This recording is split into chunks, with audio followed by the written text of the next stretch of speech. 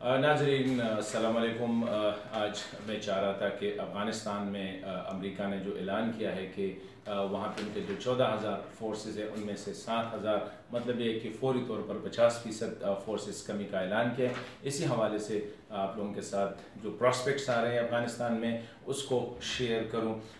मैं समझता हूं कि ये फ़ैसला जो है एक तो ये फौरी तौर पर लिया गया है, नी जर्क टाइप लग रहा है, और अगर न भी है तो मेरे ख्याल में इसमें अफ़गान हुकाम के साथ न उनको ब्रीफ किया गया था, ना उनको एतमाद में लिया गया था। और इसका अंदाज़ा हमें इसी से लगता है कि सुबह जब अफ़गान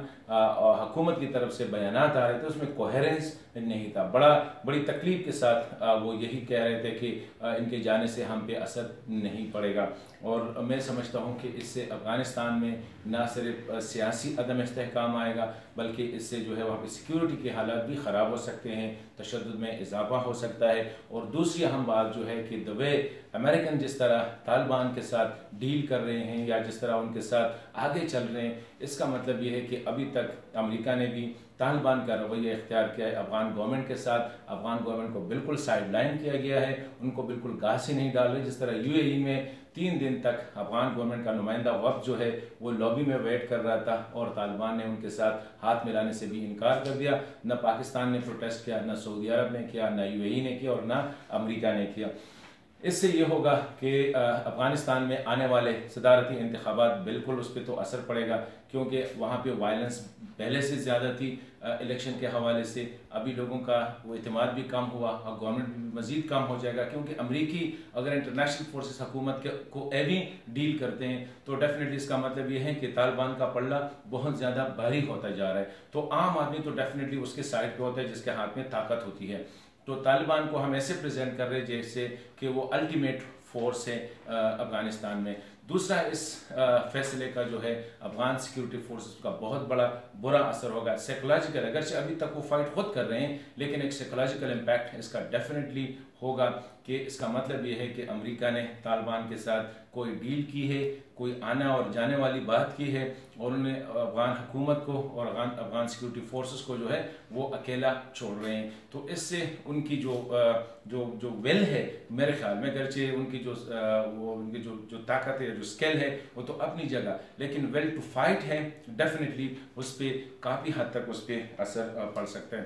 दूसरी बात यह है कि अमेरिका ने लगे सारा, पहले वीडियो में भी मैंने कहा था कि लगे सारा है कि अमेरिका ने तालिबान के साथ कोई डील फाइनल की है। कतर ऑफिस में जो यूएई वाले से पहले 2 मुलाकातें हुई थी और ऐसा लग रहा है कि अमेरिका वाकई जल्दी में है, वो कोई डील करना चाह रहा है, तालिबान को आने दे रहा है, खुद जा रहा है। तो मेरे ख्याल में ऐसी सिचुएशन पे जो है ये एक गैर दानिशमंदाना फैसला होगा अगर इनमें अफगान हुकूमत और अफगान अवाम को शामिल नहीं किया गया। दूसरा ये कि इस फैसले से तालिबान मजीद बोल्ड हो जाएंगे।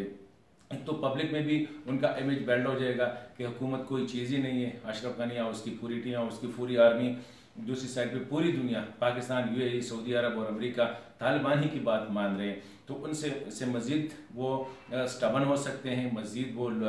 बोल्ड हो सकते हैं। और मेरे ख्याल में अगर मुज़ाकरात की मेज़ पे वो कुछ कंसेशन देने के मूड में भी थे तो अभी वो कहेंगे कि वैसे भी अमेरिका जल्दी में है तो हम क्यों थोड़ा सा उसको प्रोलॉन्ग कर सकते हैं, क्योंकि वही बात है, अमेरिका के हाथ पे घड़ी है लेकिन तालिबान के हाथ में वक्त है। तो ये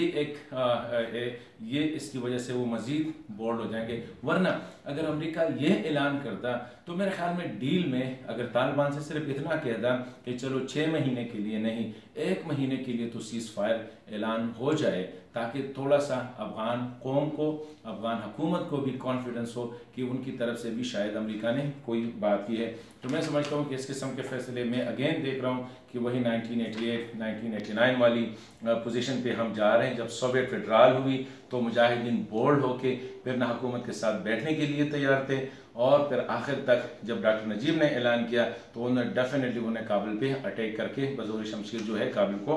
बजोर बाजू वो लेके गए। तो इस किस्म के फैसले से अफगानिस्तान की आने वाली जो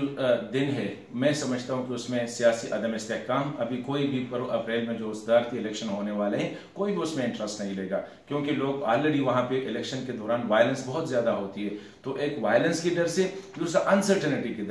डर से कि अमेरिका पता नहीं तालिबान के साथ किस किस्म की डील किए हुए हैं। तो मैं समझता हूँ कि अमेरिका या पाकिस्तान या यूएई या सऊदी अरब जो भी तालिबान के साथ डील कर रहे हैं या जो भी कर रहे हैं, बेहतर होगा कि इससे अफगान हुकूमत और अफगान के नुमाइंदा वक्त को डेफिनेटली उसमें एतमाद में लें, वरना ऐसा ना हो कि जब ये इनके तालिबान के साथ सिर्फ बात हो जाए और तालिबान अंदर आ जाए और खुदा न खास्ता वही 1988-89 वाली कि उसके बाद जो है एथनिक वायलेंस भी शुरू हो गई, सेक्टेरियन वायलेंस भी शुरू हो गई, इंटरनल जंगें भी शुरू हो गई। क्योंकि इस किस्म के फैसले से अगर आपने अफगान हुकूमत को कमज़ोर किया,